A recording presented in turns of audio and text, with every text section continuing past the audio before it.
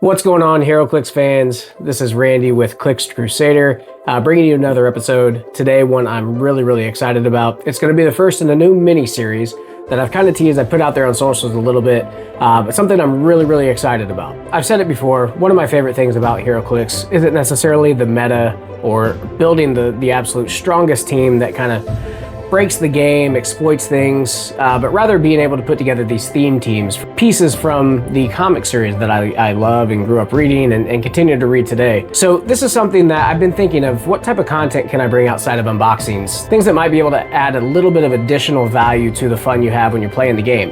One of my favorite things about when Scott Porter does his unboxings, as he's pulling out characters, he's talking about different things from runs that they're in, or he'll look at the card and see what the first appearance of that character is listed as, and he'll go into some backstory. So as I was trying to put together some ways that I can maybe add some additional video content, one thing that I thought that would be pretty fun is to do maybe a once or twice weekly mini series that I'm going to call Panel to Plastic. I'm going to highlight a specific figure.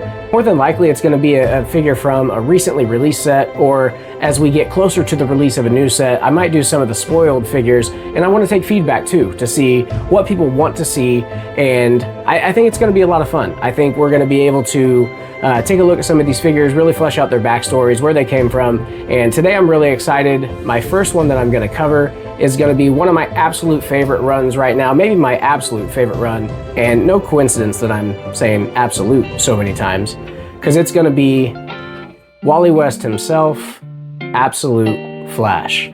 So Absolute Flash right now is a run by my absolute favorite creator of all time, Jeff Lemire and Nick Robles. So Jeff Lemire was one content creator, one writer, even artist. I love his artwork, it's so unique.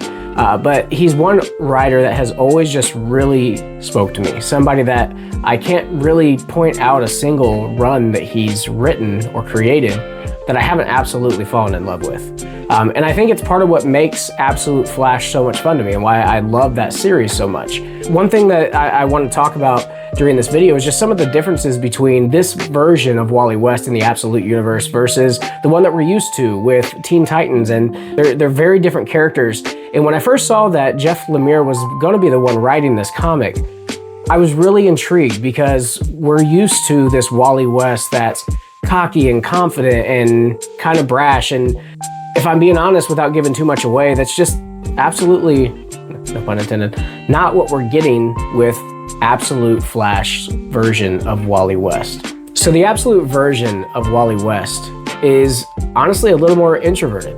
He comes from more of a broken home. His mom had passed away earlier in his life. He lives with his dad, who's a higher ranking military official. They're kind of moving around a lot. He's kind of an army brat.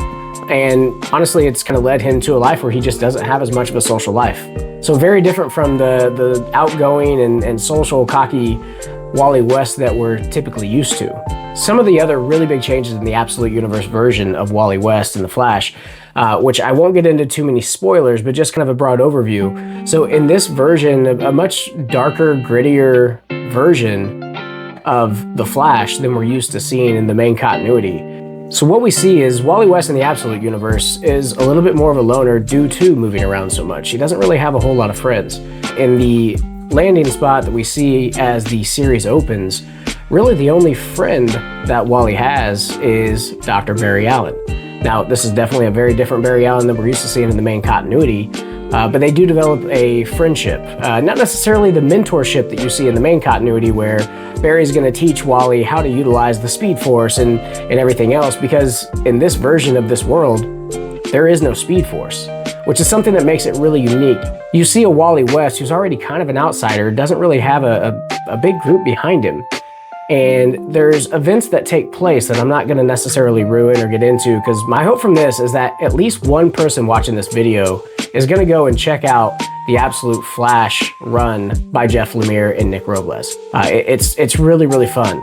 But there are events that take place that essentially give Wally West what are very strange to him speed powers. The biggest, I guess, developing story arc within the early issues of this comic are him really understanding what it is that happened, how he can utilize these new powers, and exactly what they mean.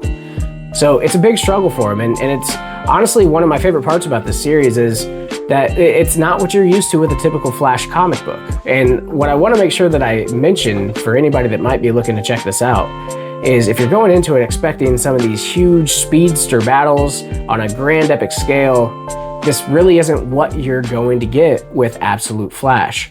Now, for me personally, that's kind of what I absolutely love about this book, is it's much more of a coming of age story, and Wally West finding himself, it's again, a lot darker, a lot grittier. It perfectly blends with Jeff Lemire's style, is he's typically used to writing these tragic stories and full of trauma and adversity, and if I'm being honest, a scarier world, a darker, more horror-based world. There is no Speed Force or Speedster family in this book. Instead, what you get is honestly my absolute favorite part of this book, and that's Grodd. Now, I won't go into too many details again because I hope somebody's going to check this book out, but in my opinion, the absolute best part of this book is the companionship and the friendship that Wally builds with this version of Grodd, who's not this huge, massive tyrant gorilla Grodd character. He's actually a much smaller monkey-type creature that really gravitates far more towards his mental powers, psychic abilities, versus more of the strength that we're typically used to seeing from Gorilla Grodd in the main continuity. So one of the things that really made me fall in love with this series was the bond that they build. It's just been a lot of fun to see come alive out on these pages, and one of the things that I really loved about the Absolute Flash piece is the inclusion of the Grodd bystander. When I first saw that the confirmed chases were the Absolute series chases, I was already excited for the Batman Fight for Gotham City set. I knew that was kind of the set I was coming back into after taking a break from the game. But when I noticed that Flash was on that list, it made me incredibly excited. I made some posts on some of the Facebook pages that the only thing I wanted to see from this set was somewhere on the sculpt, I wanted to see a small Grodd, whether it was poking out of his backpack or Wally was carrying him, which we see that in the book. We didn't get that. We got close though, and I'm just glad that they included Grodd at all on Wally's dial and on his ability list to be able to generate that bystander. So it's really thematic. It's cool that he can use hypersonic and carry as long as it's Grodd. It just makes so much sense, and that's my favorite part about the game is when they create these abilities and these powers that just perfectly mesh with the theme of the comic book and what plays out in the pages of the books. So one thing about the Flash chase from the Fight for Gotham City set is it will have some different keywords than you're typically used to seeing with Wally West. So there's not going to be Teen Titans because, again, in this universe, there are no Teen Titans, at least not anything that we've seen yet. But he's going to have Central City, Future, Past, and Speedster. And then he's going to have a trait that says then, now, and tomorrow. So it's going to give Flash probability control. When the Flash uses it, after resolutions, roll a d6. On a 1 or a 2, place the Flash up to 2 squares away from his current square. If you roll a 3 or 4, heal the Flash 1 click. Or if you roll a 5 or 6, remove 1 action token from the Flash, which is really cool. This is a really, really strong character. He comes in at 70 points, but you're going to get 7 clicks of life. You're going to get hypersonic speed, precision strike, super senses, exploit weakness, close combat expert, battle fury. But my favorite part about this piece is absolutely going to be the trait Wally and Grodd. So at the beginning of the game, generate a Grodd bystander.